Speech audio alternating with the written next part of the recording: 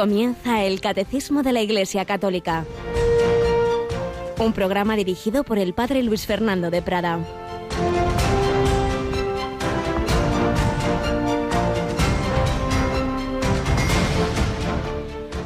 Queridos hermanos, este es el mensaje que hemos oído de Jesucristo que os anunciamos.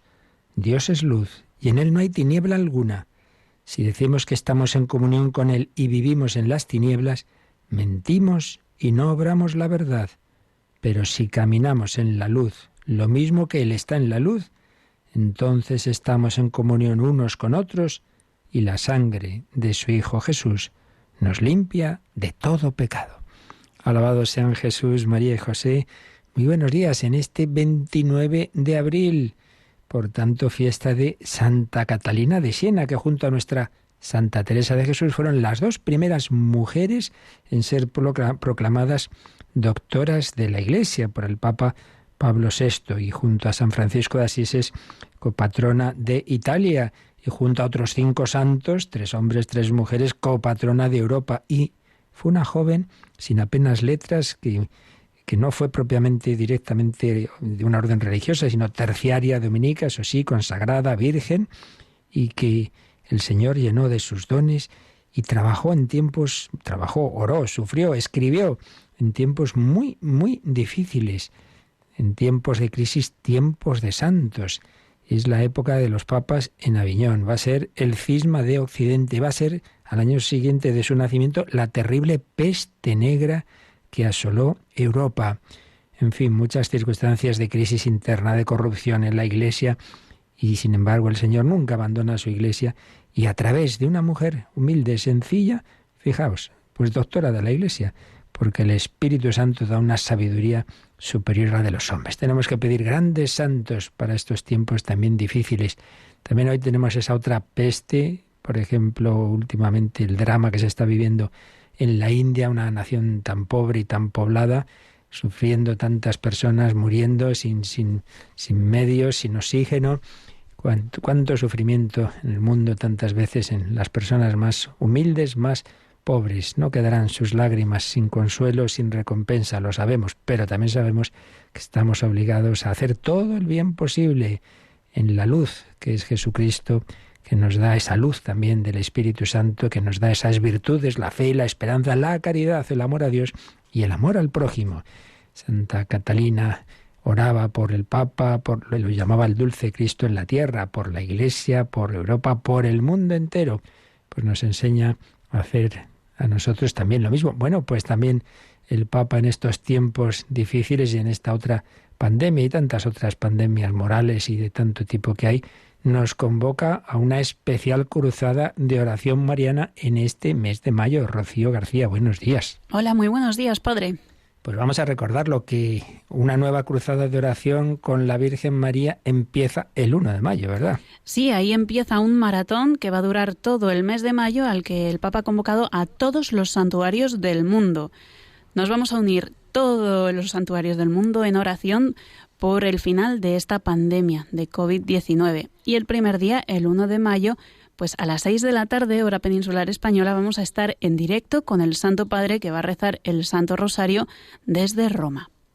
Así es, ese día será no propiamente un santuario, como es obvio, sino que es la Basílica de San Pedro, pero a partir del 2 de mayo, cada día, desde un santuario, va a ser rezado el Rosario. Nosotros, de una manera muy especial, Radio María Mundial, ya lo teníamos previsto, que el 13 de mayo a las 4 de la tarde, tendremos también un Rosario Mundial, y además con la buena noticia de que ese día se inauguran las retransmisiones de Radio María Portugal, en lo que habéis tenido mucha parte, porque gracias a la última maratón, pues les pudimos ayudar a nuestros hermanos de Portugal para dar esos primeros pasos, poder adquirir lo que, para empezar, muy humildemente, pero como se empezó en España y como en tantos sitios, poquito a poquito, como hace las cosas el Señor, como con Santa Catalina de Siena, en definitiva con la Virgen María, una humilde joven en Nazaret, y madre mía, bienaventuradas me llamarán todas las generaciones. Rosario especial el 13 de mayo y luego todos los que siempre aquí rezamos, claro que sí, pero el 1 de mayo retransmitiremos ese que rezará el Papa a las 6 de la tarde, 5 en Canarias, desde la Basílica de San Pedro. Y también tendremos nuestra campaña de mayo, nuestra maratón para ayudar a otras naciones. Bueno, ya os iremos informando.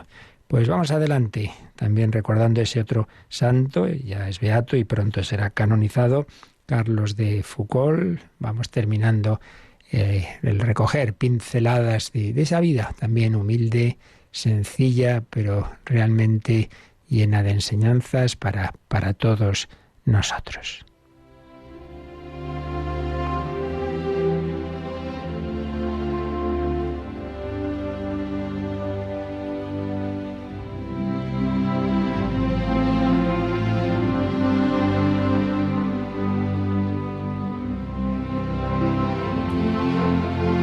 Nos quedábamos ayer recordando cómo Carlos de Foucauld pues tiene algunos desplazamientos siempre para estar con aquellos habitantes de esas tierras difíciles, particularmente con la tribu de los tuaregs, pero siempre con ese espíritu contemplativo, orante, austero y a la vez también apostólico, pero con ese apostolado ante todo del testimonio, de la bondad, de abrir el corazón, y en la soledad y sin aparentes frutos y sin otras personas que se unieran con él. Era el grano de trigo que el Señor quería sembrar en esas tierras de Argelia. Él escribe así en una ocasión: regreso sin intención de ausentarme de nuevo, uno de esos viajes que hacía, sobre todo con el gran deseo de que los padres blancos puedan hacer en lo sucesivo lo que he hecho yo este año, con grandes deseos de permanecer en esta querida fraternidad en la que tan solo falta una cosa: hermanos entre quienes pueda desaparecer. Al estar solo, a cada momento es necesario atender a la puerta, contestar, hablar. Las penas de la tierra están hechas para hacernos notar el destierro y suspirar por la patria celestial. Fijémonos en esta frase. Cuando haya cosas en la vida difíciles, pensemos esto: si aquí todo fuera siempre muy bien, todos estaríamos muy instaladitos, nadie pensaría en el cielo, no tendríamos ganas nadie de irnos con el Señor. No, pues piensa esto, que las penas de la tierra son también una llamada para que te des cuenta de que esta vida no es aquí para siempre. Suspirar por la patria celestial, eso sí, haciendo aquí mientras todo el bien posible. Jesús elige para cada uno el género de sufrimiento que considera más adecuado para santificarnos. Ah, claro. Ay, Señor, ¿por qué esto? ¿Por qué el otro? Hombre, fíjate un poco del Señor, que Él sabe lo que más te conviene para santificarte. Para santificarnos, y a menudo la cruz que nos da es la que, si uno se atreviera, rechazaría de plano, aun aceptando todas las demás. No, Señor, esto no. Que te fíes. Lo que da Él es la que menos se comprende. Señor, no te entiendo. Nos dirige hacia los prados de pasto amargo que Él sabe que son buenos. Pobres ovejas, somos tan ciegos.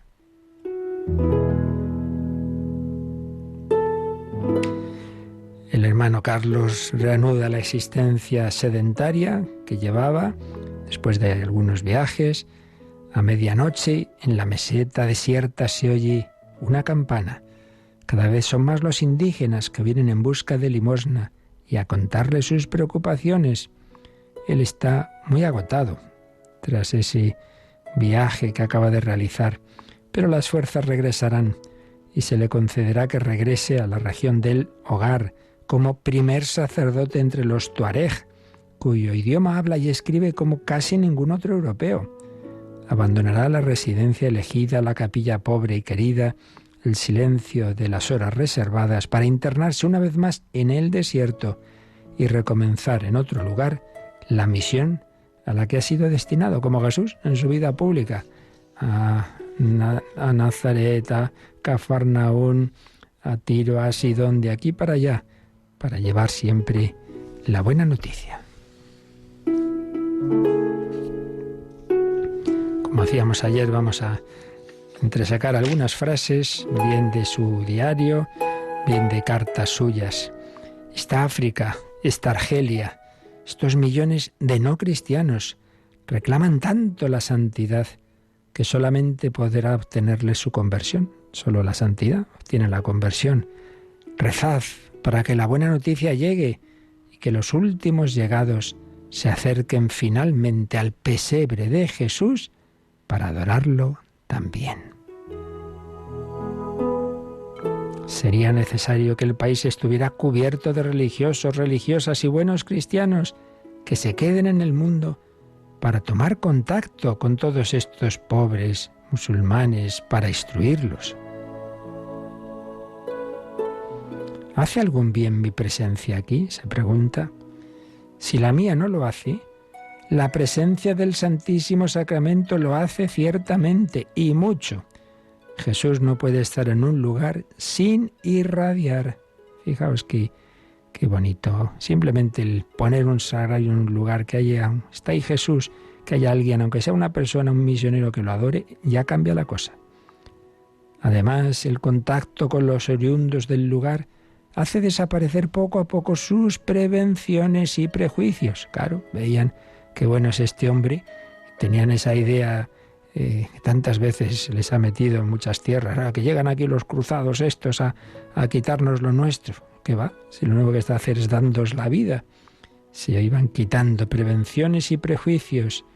Es una tarea muy lenta, muy poca cosa. Rezad, rezad para que pueda hacer un mayor bien y que mejores obreros que un servidor vengan a desbrozar este rincón del campo del padre de familia. Mi apostolado debe ser el apostolado de la bondad. Si me preguntan por qué soy manso y bueno, debo decir, porque soy el servidor de alguien mucho más bueno que yo.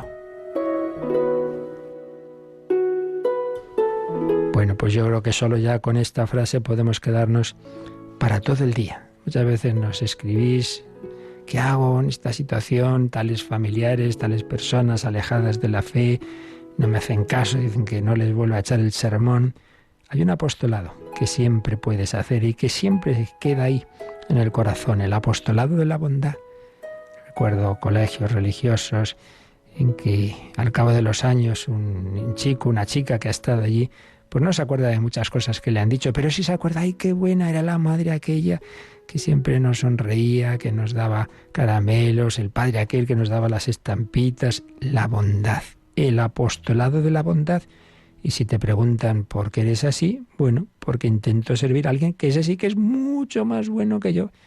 Si vives algo de bondad, es por reflejo del que solo es bueno del todo, el Señor, Dios hecho carne con un corazón humano, que es Jesús, manso y humilde de corazón. Apostolado de la bondad. Vamos a intentarlo todos.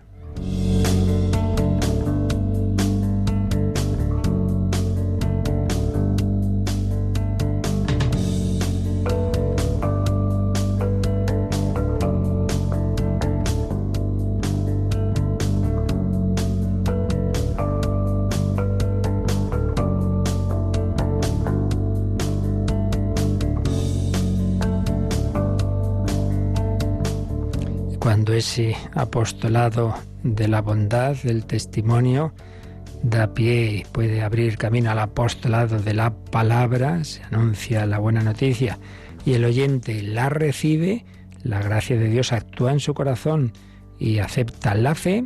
El siguiente paso es la incorporación a Jesucristo a través de los sacramentos. Bueno, pues ya terminamos este tratadito que nos ha ofrecido el Catecismo, una síntesis de lo esencial de la doctrina católica sobre los sacramentos en general, es decir, lo que sabemos de cierto sobre los sacramentos en conjunto. Luego se irá viendo en el catecismo cada uno de los sacramentos, pero hemos recordado pues unos puntos básicos de la doctrina católica sobre los sacramentos que han sido instituidos por Jesucristo, que son signos sensibles, por tanto, pero a la vez eficaces, porque en ellos quien actúa es Jesucristo, en los cuales Cristo está alabando al Padre, da culto al Padre, y ese culto litúrgico a la vez es fuente segura de gracias que se reciben porque es ante todo acción de Dios. esa eficacia ex opere operato, como son 7 sacramentos instituidos por el Señor junto a otros signos y otros regalos que nos ha hecho, pero dentro de todos ellos la Iglesia ha discernido esos 7 como de una especial importancia, eficacia y siendo instituidos esos sin ninguna duda por el Señor. Sacramentos de Cristo, sacramentos de la Iglesia, sacramentos de la fe, porque presuponen la fe y a la vez la alimentan. Uno tiene fe, acude a los sacramentos y al acudir a los sacramentos aumenta su fe. Sacramentos de la salvación, porque a través de ellos, repetimos, pues recibimos esa comunicación de la gracia de Dios, es decir, a través de ellos nos unimos al único Salvador. El Espíritu Santo nos incorpora a Cristo y Cristo nos lleva al Padre. Yo soy el camino y la verdad y la vida. Nadie va al Padre sino por mí. Y lo último que veíamos ayer, el número 1130, tiene este título, los sacramentos de la vida eterna. Y aquí recordábamos que en los sacramentos siempre hay una triple dimensión. Una mirada al pasado, son memorial, una eficacia presente y una mirada al futuro. Mirada al pasado, porque lo que recibimos en los sacramentos es fruto de la vida, pasión y resurrección de nuestro Señor Jesucristo. Y por eso, pues siempre un motivo de agradecimiento. Terminábamos leyendo una cita de Santo Tomás de Aquino que dice: el sacramento es un signo que rememora lo que sucedió, es decir, la pasión de Cristo. El fruto de esa pasión, de esa sangre derramada, es que yo ahora puedo recibir este cuerpo de Cristo, la comunión, es que yo puedo recibir el perdón de mis pecados en la confesión, es que yo soy incorporado al misterio pascual de Cristo por el bautismo, por la confirmación, etcétera, etcétera. Rememora lo que sucedió. Pero, por otro lado, es un signo que demuestra lo que se realiza ahora en nosotros, en virtud de esa misma pasión de Cristo, es decir, la gracia, la comunicación de la vida divina, la participación de esa vida divina ahora por lo que pasó entonces. Pero en tercer lugar, es un signo que anticipa, que preanuncia la gloria venidera. Son sacramentos en los que actúa Cristo resucitado. Recibo el cuerpo resucitado de Jesucristo, glorioso en la comunión. Entonces, si me alimento de Cristo glorioso, es porque Cristo quiere llevarme a estar con Él. Por eso también mirada al futuro. Nuestro futuro es Dios. Voy de su mano. El buen pastor me lleva a pastos eternos. Vamos caminando.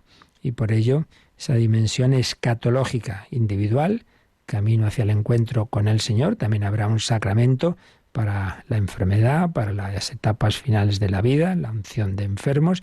Y propiamente, el último sacramento no es la unción, porque ya repetimos muchas veces que tenemos que evitar el nombre extrema unción como si solo se pudiera recibir en el momento en que uno está agonizando. No, se puede y debe recibir pues ya a partir de cierta edad o con una enfermedad seria, o uno va a hacer una operación delicada, ya se puede entonces recibir. No, hay personas que han recibido varias veces, ya por edad o por circunstancias de peligro. No lo dejemos para el final, aunque también entonces, evidentemente, hay que darlo, es muy conveniente. Pero propiamente el último sacramento, si puede ser, claro que muchas veces no puede ser por la inconsciencia del enfermo, no es la unción, es la última comunión que llamamos viático, es decir, alimento para ese último viaje, el viático.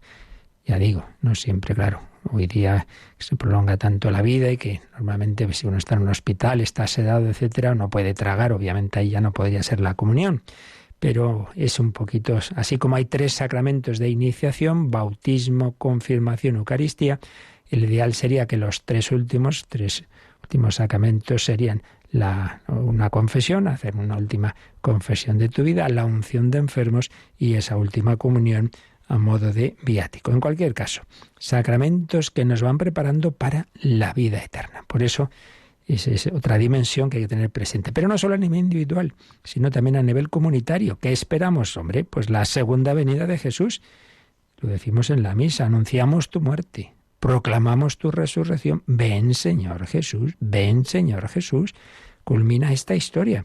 En el principal de los sacramentos, la Eucaristía, está ese grito pidiendo la parusía, el grito con el que termina la Biblia. En el Apocalipsis, el Espíritu y la esposa dicen, ven.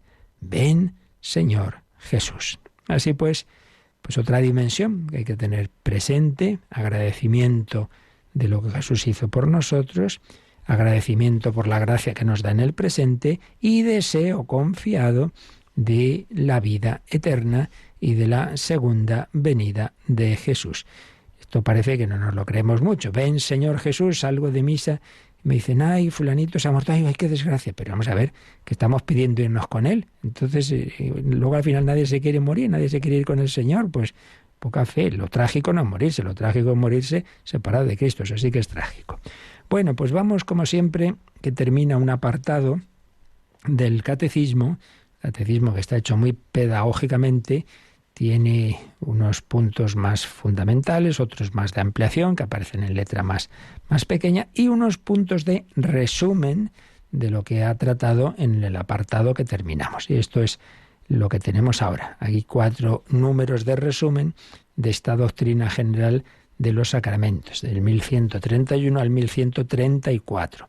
Sabéis que tenemos la buena costumbre, creo, de no solamente ver cómo resume el catecismo lo que ha tratado, sino ver cómo lo expone ese catecismo de jóvenes, el Yucat, que aunque no es como tal un documento magisterial, que sí lo es el catecismo mayor, pero está muy bien hecho y muchas veces da matices con lenguaje pues más, con frecuencia, más del momento, y porque está pensado para jóvenes, que explica muchas veces las cosas pues muy bien y nos ayuda también a entenderlas, así que también lo usaremos. Bueno, Rocío, pues vamos entonces a repasar lo que hemos ido viendo en estas últimas semanas con estos números de resumen. El primero de ellos es el 1131, todo tuyo. Los sacramentos son signos eficaces de la gracia, instituidos por Cristo y confiados a la Iglesia, por los cuales nos es dispensada la vida divina.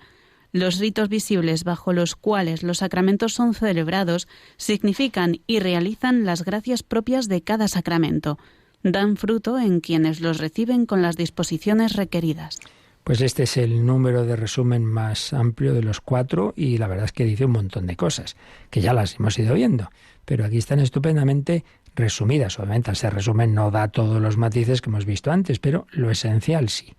¿Qué son? Signos eficaces de la gracia.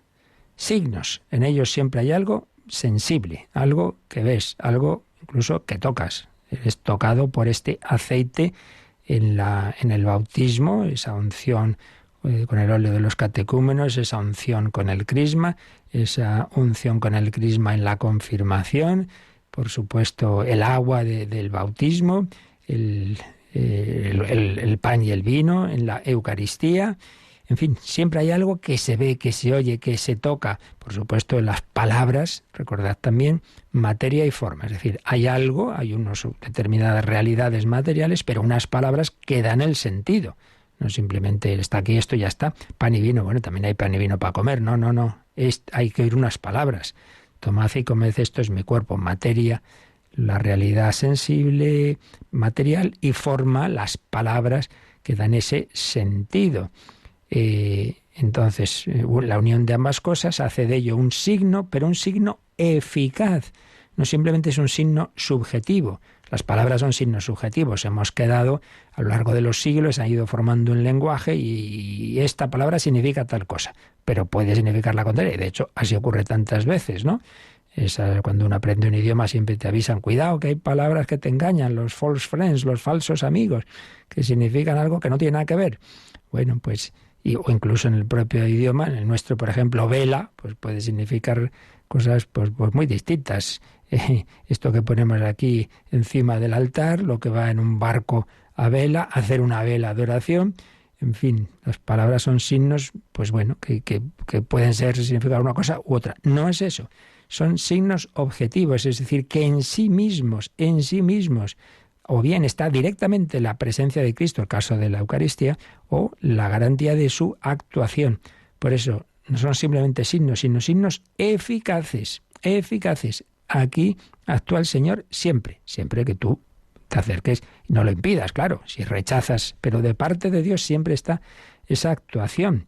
Y y se te comunica la gracia, signos eficaces de la gracia. La gracia es la participación de la vida divina. Ya en su momento el catecismo no nos explicará con detalle esto de la gracia, pero para eso queda bastante. Pero bueno, nos basta con saber que es ese nivel de vida, que es la vida de Dios participada por sus hijos, se lo da esa participación a los ángeles y a nosotros, los hombres, a través de este medio que son los sacramentos como un camino ordinario, signos eficaces de la gracia. Aquí falta algo que ya dijimos, porque repito, esto es un resumen, y es que se da en un contexto de culto a Dios, siempre en un contexto orante en el que pedimos esa gracia. Pensemos, por ejemplo, bueno, una cosa que ya dijimos y es muy importante, que en todo sacramento hay una invocación al Espíritu Santo, más explícita o implícita, pero siempre la hay, que llamamos epíclesis. En la Eucaristía está muy claro, ¿no? Cuando el sacerdote extiende las manos sobre el pan y el vino, te pedimos, Padre, que envíes tu Espíritu para que este pan y vino se conviertan en el cuerpo y la sangre de Cristo. Una invocación al Espíritu Santo, una oración. Pero en la confesión lo esencial es: yo te absuelvo de tus pecados, pero antes de eso recordad que hay una oración. Dios Padre misericordioso, que reconcilió consigo el mundo por la muerte y la resurrección de su Hijo y derramó el Espíritu Santo para la remisión de los pecados, te conceda, estamos pidiéndole eso al Señor, te conceda por el ministerio de la Iglesia el perdón y la paz. Una oración trinitaria que se menciona al Padre, al Hijo y al Espíritu Santo. Y en ese contexto de oración, de alabanza a Dios Padre misericordioso, yo te absuelvo de tus pecados en el nombre de Él. Yo no te absuelvo por mí mismo, yo quién soy para perdonar lo que tú le has hecho a Dios. En el nombre del Padre y del Hijo y del Espíritu Santo. Así pues, signos eficaces de la gracia instituidos por Cristo. La Iglesia instituye cosas, claro que sí, porque Jesús le ha dado esa potestad. Lo que ataréis en la tierra quedará atado en el cielo, lo que desataréis en la tierra quedará desatado en el cielo. Y por eso hay cosas que cambian y oye, pues ahora se puede hacer esto, se puede hacer lo otro, se cambia esta norma, sí, pero hay otras que vienen directamente de Jesucristo y entre ellas están los sacramentos. Por eso ahí la Iglesia no puede. A veces, no, pues que cambien esto. Mira, que no podemos, porque esto está recibido del Señor y que no, nos lo ha dejado así para todos. No somos quién. No podemos ni cambiar la revelación ni cambiar los sacramentos. Luego hay otras cosas que sí, que son ya de la vida guiada, creemos también, y asistida por el Espíritu Santo, con esa luz del Señor, pues la jerarquía de la Iglesia va discerniendo pues cosas que cambian, ¿verdad que no? Claro que sí, pero en concreto los sacramentos, su esencia, luego las oraciones y los cantos y todo eso, eso sí puede cambiar indudablemente, pero lo esencial no puede. Así pues, instituidos por Cristo y confiados a la Iglesia, Esto no hay que olvidarlo nunca. Aquí los 3 pasos de la fe, que son: 1, crees en Dios. Coincidimos con todos los creyentes de todas las religiones. 2, creemos en Dios hecho carne que se llama Jesucristo. El que me ve a mí ve al Padre. ¿Quién dicen los hombres que soy yo? Tú eres el Mesías, el Hijo de Dios. Creemos en Jesucristo como primer sacramento entre mayúsculas, entre comillas y con mayúsculas, porque es la presencia sensible en un hombre de Dios, el Verbo hecho carne. Pero 3, creemos que Jesucristo prolonga su presencia, su palabra, su encarnación a través de la Iglesia. Quien a vosotros escucha, a mí me escucha. Tú eres Pedro, sobre esta piedra edificaré mi Iglesia. Primer paso, creemos en Dios, creyentes en general, todas las religiones. Segundo paso, creemos en Cristo, Hijo de Dios, somos cristianos. 3 paso, somos católicos, creemos que Jesucristo ha fundado esta Iglesia, a través de la cual me llega su palabra, me llegan estos signos que Él ha instituido, que son los sacramentos, con los cuales tengo la mejor, con diferencia, forma de unirme con Él. Yo puedo y debo rezar en cualquier circunstancia, en mi cama y debajo de un árbol. Sí, claro que sí, puedes y debes. Pero no es lo mismo que recibir la comunión, chico. Esto es bastante más serio. Y yo puedo y debo pedir perdón a Dios de mis pecados. Claro que sí, pero no es lo mismo que saber que Dios me perdona oyendo esta palabra. Y yo te absuelvo de tus pecados. No es lo mismo. Entonces son los caminos por excelencia que se me dan a través de la Iglesia. Poníamos ese ejemplo, recordad, cuerpo místico de Cristo. Cristo es la cabeza. El cuerpo es todos los miembros de la Iglesia y los dedos de las manos con los que Jesucristo se acerca y nos coge de la mano a cada uno, esos dedos son los sacramentos. signos eficaces de la gracia, instituidos por Cristo, confiados a la Iglesia, por los cuales nos es dispensada la vida divina que es esa gracia de Dios. No está mal, ¿verdad? Y todavía nos queda más de este punto, pero vamos a darle gracias a Jesús amigo y agradecer los sacramentos, muy especialmente el sacramento por excelencia, el sacramento de los sacramentos, el amor de los amores, la Eucaristía.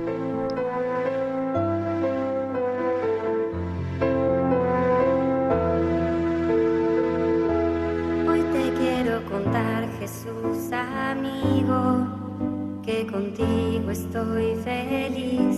Si tengo tu amistad, lo tengo todo, pues estás dentro de mí. Después de comulgar me haces como tú, me llenas con tu paz. En cada pedacito de este pan completo estás y así te das. Estás ahí por mí porque conoces que sin ti pequeño soy, y ahora en adelante nada nos separará, ya lo verás.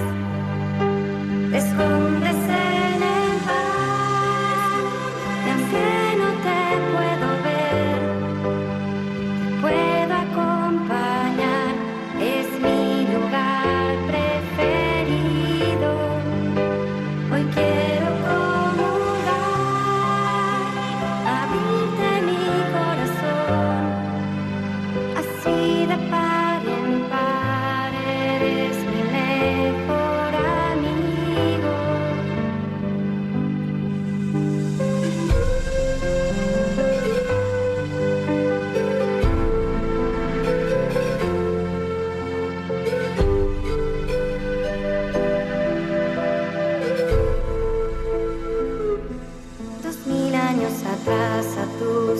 amigos, invitaste a cenar y ahí les prometiste que con ellos por siempre ibas a estar. Y ahora cada vez que el sacerdote eleva el pan en el altar, me pongo de rodillas porque sé que en esa voz ya tú estás.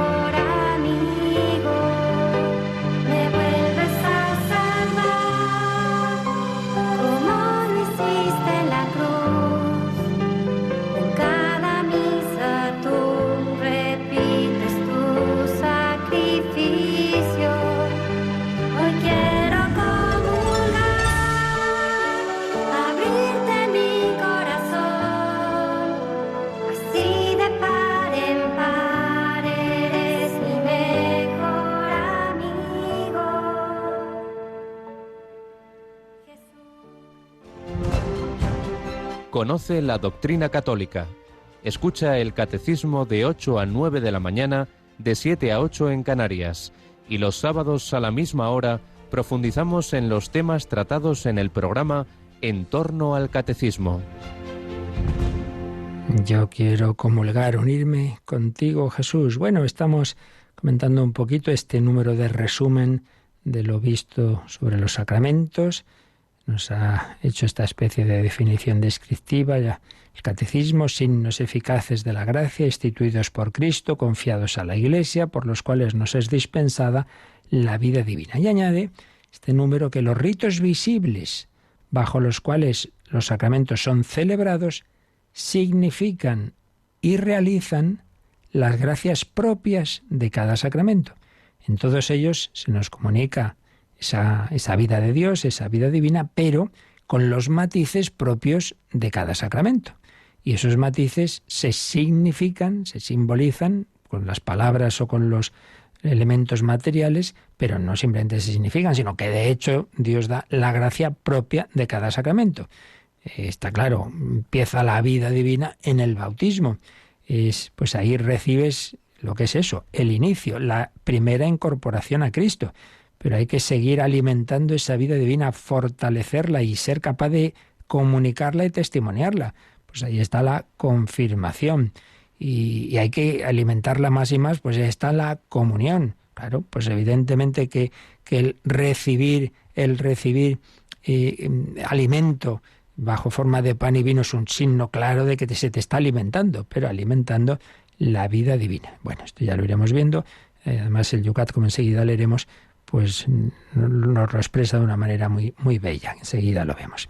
Y finalmente dice este número que dan fruto en quienes los reciben con las disposiciones requeridas. Lo que veíamos de que son eficaces porque en ellos actúa el Señor ex opere operato, es decir, por la acción de Cristo, dan frutos siempre que uno se acerque y se entiende, claro, con las disposiciones requeridas. Si uno va riéndose, he conocido algún caso de algún chico, pues de esto que se confirma, bueno, por no decir que no, va a sus padres y tal, y que la misma tarde de la confirmación, antes de ella, con unos amigos emborrachándose, ya me diréis qué disposición. Luego, años después, se convirtió, gracias a Dios, y entonces, claro, ese sacramento que se recibió mal, pero que se recibió, el carácter queda impreso en el alma, revive, que se dice, es decir, eso acaba dando fruto. El Señor es fiel a sus palabras. Bueno, Rocío, pues vamos a ver cómo este concepto y estas ideas las expresa de una forma, pues eso, más adecuada a vosotros los jóvenes, el Yucat. Nos vamos al Yucat, al número 172. Bueno, el primer número simplemente nos enumera cuáles son los sacramentos, que ya lo sabemos, pero vamos a leerlo. Los sacramentos de la Iglesia son 7: bautismo, confirmación, Eucaristía, penitencia, unción de los enfermos, orden sacerdotal y matrimonio. Y después, el número siguiente, el 173, sabéis que el Yucat está hecho en forma de preguntas, respuestas, y a su vez la respuesta tiene dos niveles. La pregunta es, ¿y para qué necesitamos en realidad los sacramentos? La respuesta básica es: necesitamos los sacramentos para transformar nuestra pequeña vida humana y por medio de Jesús llegar a ser como Jesús, hijos de Dios en libertad y esplendor. Es la respuesta básica general de los sacramentos. La verdad es que muy bellamente expresada, como os decía. Fijémonos bien, ¿para qué son? Para transformar. Transformar, es decir, darnos otra forma, una forma más profunda, una forma en la que, sin dejar de ser seres humanos, nuestra pequeña vida humana se transforme en algo más grande, en vida de hijos de Dios. Transformar nuestra pequeña vida humana y por medio de Jesús llegar a ser como Jesús. Aquí vienen subrayadas estas expresiones, por medio y cómo. Por medio de Jesús llegar a ser como Jesús. Yo quiero parecerme a Jesús. Sí, pues si lo vas a intentar solo por tus fuerzas, me parece que no lo vas a conseguir. La manera de ser como Jesús es recibir la gracia de Jesús, es a través del mismo Jesús. Por medio de Jesús, que actúan los sacramentos, yo me iré pareciendo a Jesús. Así que transformar nuestra pequeña vida humana y por medio de Jesús llegar a ser como Jesús, es decir, hijos de Dios en libertad y esplendor, esplendor o gloria.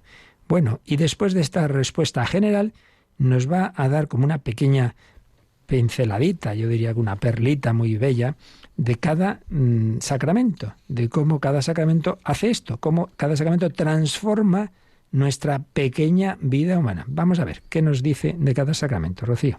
En el bautismo, los hijos perdidos de los hombres se convierten en hijos protegidos de Dios. Mediante la confirmación, los débiles se convierten en fuertes. Mediante la confesión, los culpables se convierten en reconciliados.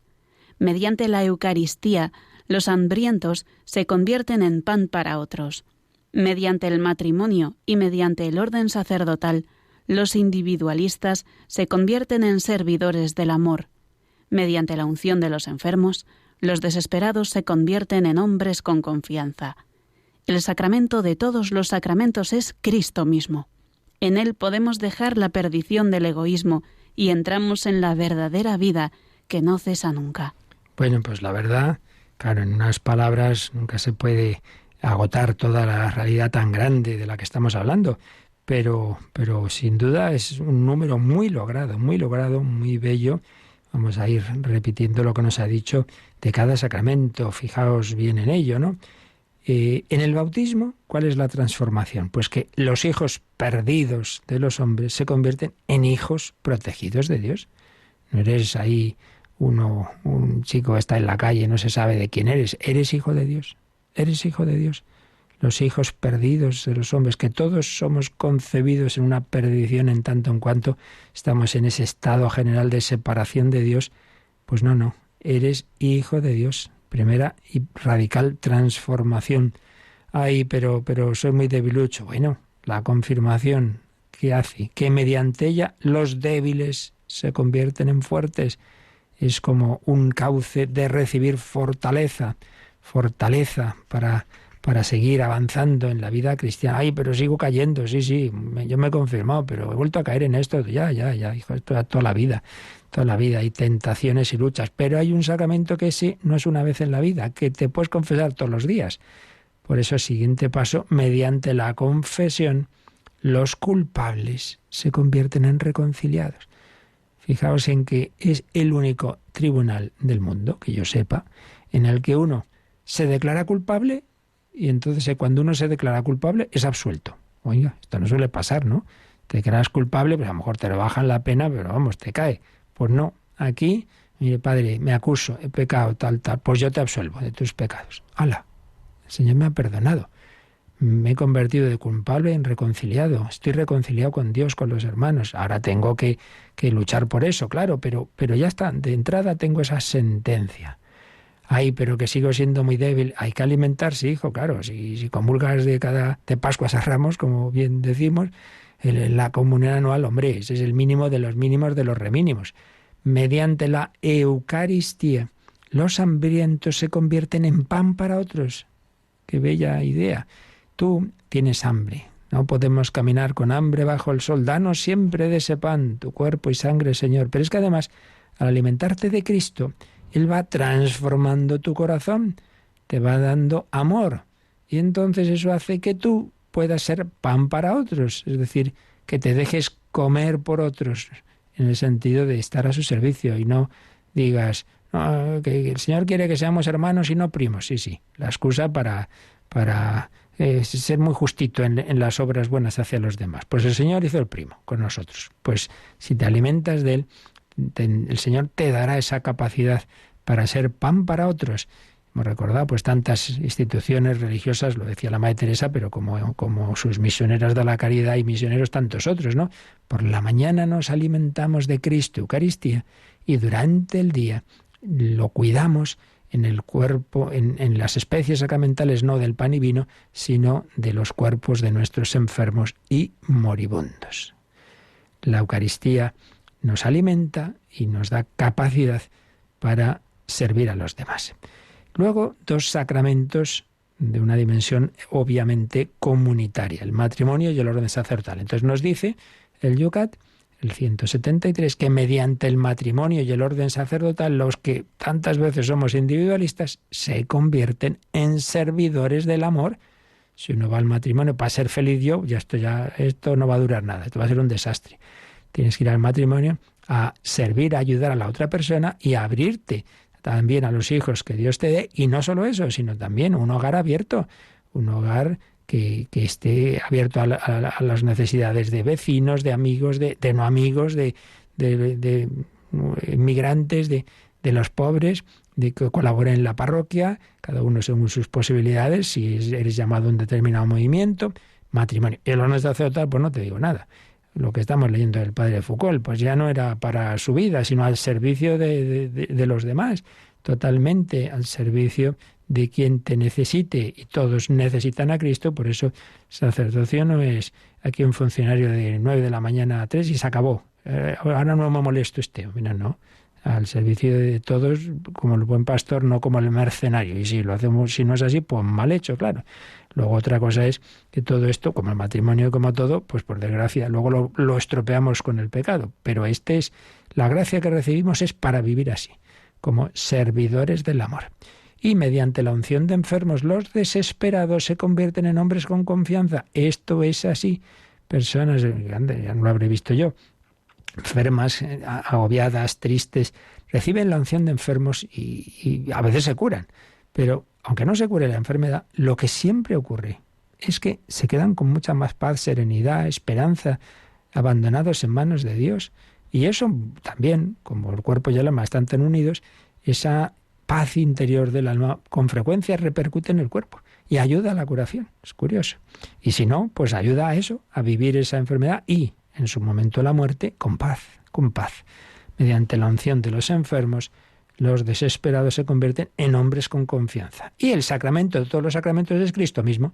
Ya dijimos que hay una noción genérica, amplia de la palabra sacramento, que se aplica en primer lugar a él.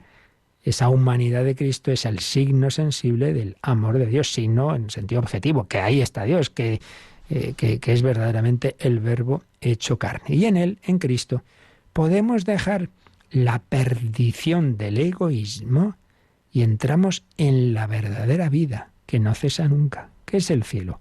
Pues la plenitud del amor. Bueno, pues para vivir la plenitud del amor en la vida eterna tendrás que encontrarte y unirte con el amor en esta vida. Y el amor hecho carne es Cristo en la Eucaristía y en los demás sacramentos. Bueno, pues demos gracias a Dios que nos da estos regalos. Por eso os decía ayer que aunque luego el Señor pueda tener caminos extraordinarios para salvar a quien no ha recibido este anuncio, pero evidentemente no tendrá durante la vida estas ayudas tan importantes. Por eso tenemos que ser misioneros, por eso tenemos que hacer lo posible para que los hombres reciban este anuncio y abran su corazón, eso ya depende de cada uno, pero que puedan recibir estos regalos de los sacramentos. Y como teníamos a ese respecto alguna cuestión pendiente, pues lo vamos a dejar aquí, ya seguiremos viendo este resumen del Catecismo y del Yucat. Y ahora nos recuerdan pues cómo podéis seguir enviando vuestras consultas. Participa en el programa con tus preguntas y dudas. Llama al 91005-9419, 91005-9419. Puedes escribir un mail a catecismo@radiomaria.es o escribirnos un mensaje al teléfono de WhatsApp 668-594-383, 668-594-383.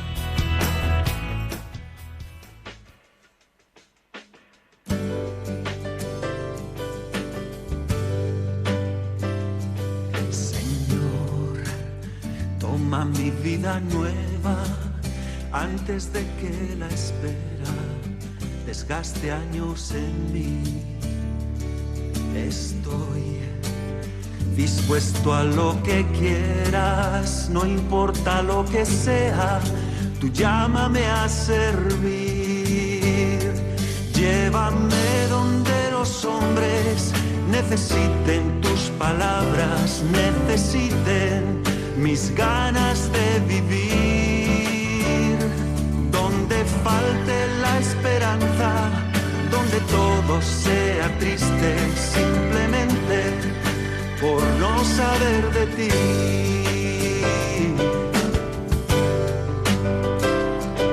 Te doy mi corazón sincero para gritar sin miedo lo bello que es tu amor. Tengo alma misionera, condúceme a la tierra que tenga sed de Dios.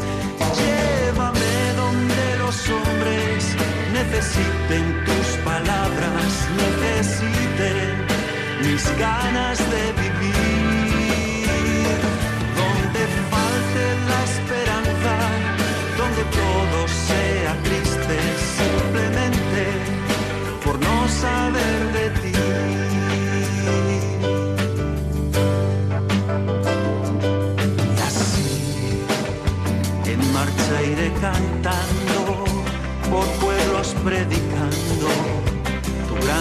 abrazase yo.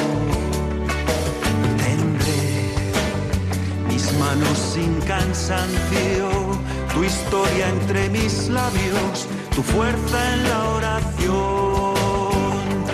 Llévame donde los hombres necesiten tus palabras, necesiten mis ganas de vivir. Donde falte la esperanza, donde todo sea triste, simplemente por no saber de ti. Por no saber de ti, de Jesucristo. Tantas personas viven sin esperanza. No, si yo estoy muy bien sin Cristo, todo me va muy bien. Espera, que ya te darás cuenta de cómo te falta. Antes o después la vida se nos queda muy cortita, no digo en tiempo, sino en densidad. Incluso aunque humanamente te vaya bien, cuando luego personas se han convertido y dicen, madre mía, yo creía que era feliz y no tenía más que cosas superficiales. Por eso demos testimonio. Bueno, teníamos pendiente una consulta que decía así: soy una oyente diaria del catecismo, me está ayudando mucho, pero tengo un problema. Hay una persona de la parroquia, me pregunta muchas cosas, de los ángeles, no sé qué, y el otro día me preguntó sobre el limbo. Yo he buscado y en el catecismo no he visto nada. Luego leí que Benedicto XVI dijo algo sobre la no existencia de él, pero no sé si esto es así o no.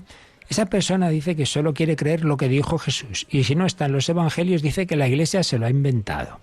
Sé que esto es un poco largo, pero no sé resumirlo más. No, muy bien, hija, muy bien. Bueno, a ver, aquí hay dos cuestiones. Empezando por la segunda, que de la que hemos hablado muchas veces y ayer volví a hacer como una síntesis del tema. Pero siempre hay que insistir en ello. Si alguien dice esto, yo solo quiero creer lo que dijo Jesús, y si no están los evangelios, la Iglesia se lo ha inventado, no sabe lo que está diciendo. Porque ¿quién ha dicho que los evangelios son la palabra de Jesús? La Iglesia.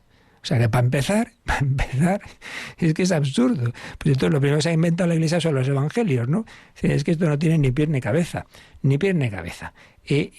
Si, digamos, el proceso racional es decir, hombre, primero, si hacemos, digamos, unos pasos lógicos, sería, uno ve que históricamente hablando y aplicando, digamos, reglas de razón histórica, uno ve que son documentos fiables los evangelios, y en general el Nuevo Testamento, en los cuales vemos que Jesucristo ha instituido la Iglesia, y en la que, como siempre os digo, no dijo id y escribir un libro, sino id y predicad, y donde se nos habla de que Jesús mismo dice, no podéis ahora con todo, ya el Espíritu Santo vendrá, os iluminará, etcétera, etcétera, etcétera. Entonces, el decir que solo lo que está escrito en los evangelios es que va contra los propios evangelios, porque en los propios evangelios Jesucristo instituye la Iglesia y Jesucristo no limita ni de lejos lo que hay que hacer ni lo que tienen que predicar a lo que está escrito. En ningún momento mandó escribir. O sea, eso para empezar. Lo que el Señor nos ha transmitido nos llega por la Iglesia que Él fundó, como aparece en los propios evangelios, en los que cree este Señor, y a través de esos cauces que no son solo la Sagrada Escritura, sino la tradición. Y ese magisterio de la Iglesia, esa jerarquía asistida por Cristo, que aparece en los evangelios. Tú eres Pedro, sobre esta piedra edificaré mi Iglesia, etcétera, etcétera. Eso como así principio general de donde sacamos las certezas de la revelación. Y luego el tema que dices del limbo. Bueno, esto es aplicar lo que estuvimos ayer diciendo sobre que la única manera de, y lo hemos repetido hoy también, el único camino de salvación es Cristo. Y Cristo actúa en la Iglesia. Por tanto, solo se puede uno salvar a través, o sea, en Cristo y en la Iglesia. Entonces el que no está dentro de la Iglesia y todos los que no han recibido... Ojo, en la Iglesia no es siempre, ojalá fuera así, de una manera explícita, sino que todo aquel de buen corazón en el que actúa la gracia de Dios, y decíamos ayer que quisiera hacer, si lo supiera, todo lo que Dios quiera, si supiera que Dios quiere que nos bauticemos, se bautizaría. Entonces decíamos que la Iglesia desde el principio habló del bautismo ideal, que es el bautismo sacramental, pero también del bautismo de deseo, que han tenido, pues claro, los mártires antes de ser bautizados, o que han tenido los catecúmenos, pues lo mismo, que mueren sin haber sido bautizados, y cualquier adulto de buena voluntad que en su interior, pues él quiere hacer lo que Dios quiera, y entonces, digamos, sin saberlo, él está deseando el bautismo y por tanto es un bautismo de deseo. Bueno, esto siempre se ha dicho. ¿Qué pasa? Que en otros tiempos decía, bueno, vale, eso vale para el adulto, porque el adulto en su interior, pues sí, tiene bautismo de deseo en tanto en cuanto desea hacer lo que Dios quiera. Pero ¿y los niños? Si se muere un niño, claro, el niño no hace un acto de deseo, no puede desear nada. Entonces, claro, pero ¿por qué culpa tienen los niños? No se van a ir al infierno. Entonces surgió una hipótesis, una teoría teológica que se extendió mucho, es verdad, y que la puedes encontrar en catecismos, pero nunca fue una doctrina de fe. Siempre hay que distinguir lo que son explicaciones, lo que son teorías y lo que son una enseñanza de fe, de eso que dice esto es definitivo. Nunca, jamás. Entonces era una hipótesis. Bien, pues en el avance de la reflexión teológica, y ahí en efecto entra también Juan Pablo II y Benedicto XVI, y en efecto en el catecismo no aparece esa hipótesis que se llamaba el limbo, que es, ya digo, no sería el infierno, pero tampoco sería propiamente el cielo, sería una situación de felicidad natural, pero sin ver a Dios, porque claro, no han podido desear el bautismo. Y claro, es donde se han desarrollado pues explicaciones teológicas distintas, decir, hombre, que es que Dios no puede iluminar el alma de esos niños de manera que también ese niño, digamos, haga tenga con esa iluminación de Dios un alma. No va a poder, pero si vamos sabiendo cada vez más que el niño en el seno de su madre interactúa, que se entera de cosas, no va a poder la gracia de Dios mover a ese niño a dar ese sí, que viene a ser en el fondo ese acto de fe implícita y ese deseo del bautismo. Por tanto, no lo sabemos, es decir, hay cosas que el Señor no nos ha dicho seguro. Entonces, esto es un tema discutido, pero es verdad que la teoría más extendida antes, que era la del limbo, pues no es, que nunca ha sido enseñanza definitiva de la Iglesia. Hoy más bien la hipótesis es otra, es decir, hombre, los niños que sin ninguna culpa, los pobres míos, imaginémonos tantos abortados, por ejemplo, hombre, Dios nuestro Señor seguro que les da esa gracia con la que ellos también viene a ser como un bautismo de deseo. Lo que dice el catecismo está en el 1261, porque claro, seguro no tenemos nada en este terreno. Entonces dice, en cuanto a los niños muertos sin bautismo, la Iglesia solo puede confiarlos a la misericordia divina, como hacen el rito de las exequias por ellos. Pero fijaos lo que dice a continuación. La gran misericordia de Dios, que quiere que todos los hombres se salven, y la ternura de Jesús con los niños, que le hizo decir, dejad que los niños se acerquen a mí, no se lo impidáis, nos permiten confiar en que haya un camino de salvación para los niños que mueren sin bautismo. Pero ojo, esto no quiere decir que entonces, bueno, como da igual, no.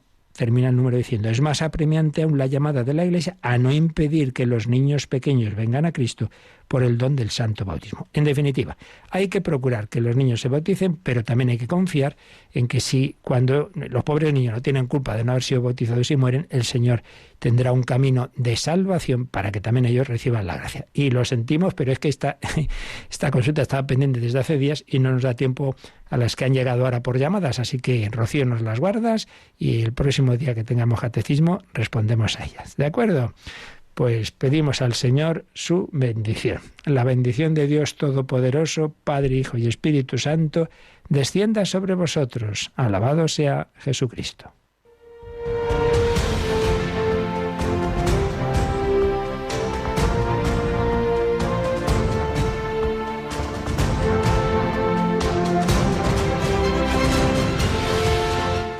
Han escuchado en Radio María el Catecismo de la Iglesia Católica, un programa dirigido por el Padre Luis Fernando de Prada.